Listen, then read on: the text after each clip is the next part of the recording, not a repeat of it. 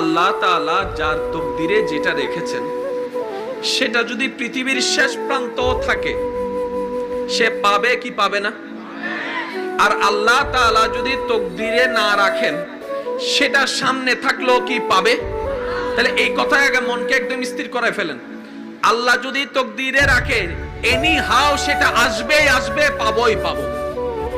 আর আল্লাহ যদি সেটা তকদিরে না রাখেন, আমার চোখের সামনে থাকলেও হাতের নাগালে রাখলেও আমি সেটা ধরতেও পারবো না, ছুঁইতেও পারবো না, নিতেও পারবো না। তাহলে আপনি আমি যদি জীবনে কোনো কিছু না পাই, আজকে থেকে আর টেনশন করার দরকার নাই। তকদিরে ছিল না, বাস পাই নাই।